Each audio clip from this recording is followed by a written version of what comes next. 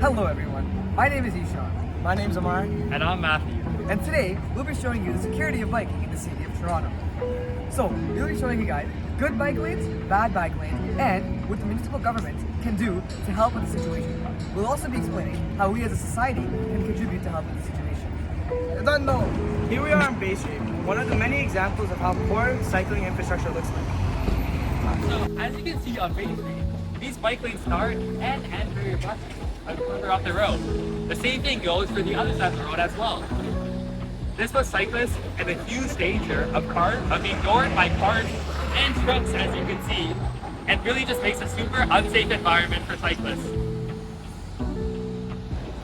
The Toronto Community Biking Coalition rated that 56% of all bikeways are rated poor or mediocre. They found out this information because the Toronto Community Bikeways Coalition went ahead and evaluated up to 250 kilometers worth of bike paths in Toronto. This project took over 7 weeks to complete, and they had over 25 researchers to help with it. Toronto's cycling infrastructure is more than 10, 20, 30, and even 40 years old now. But as they bring the outdated cycling paths to modern standards, it's still not comparable to other cities, said Mary Ann Neary from the TCBC. The Toronto. Here we are on Richmond Street.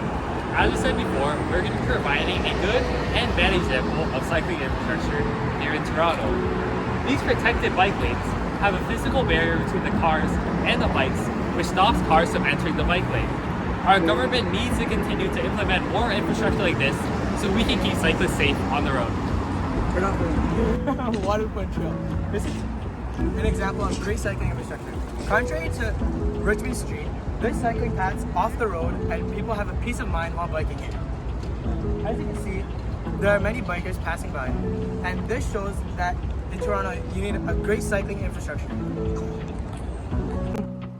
Here in Toronto, there are many different obstacles that block the bike lanes. As you can see here, there are construction so we can park cars where you can high walk. Due to this, many bikers are forced to bike on the dangerous high traffic roads of Toronto. Because of this, many bikers get injured yearly. We as a society need to come together to educate others about this issue.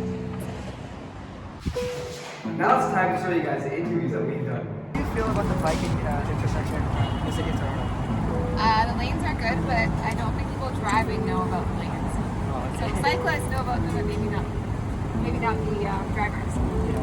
Okay. Thank you so much. No problem. What do you guys think about the biking infrastructure and safety here in Toronto?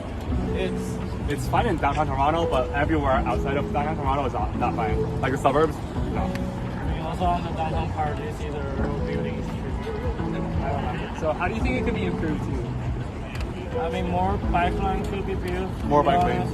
Yeah, I mean, sometimes we squeeze on the road with those big trucks. It's kind of dangerous. Yeah.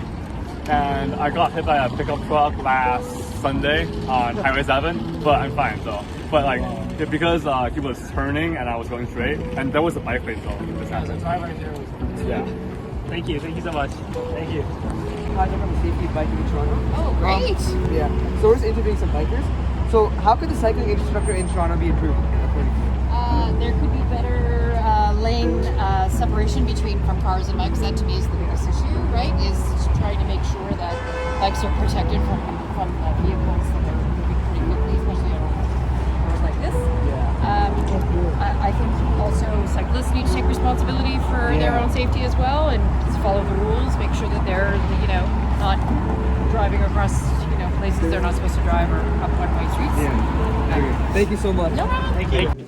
To conclude this video, Toronto's made some great steps to improving the biking safety. Infrastructure like the Waterfront Trail has shown huge positive impacts on the biking safety of cyclists that live in the city. This is affecting many people in the city of Toronto. Many people usually bike to work and or school. As Mary Ann Neary said, there's still a lot to be improved in the city of Toronto because there's many biking infrastructures in the city of Toronto that are 40 and more years old.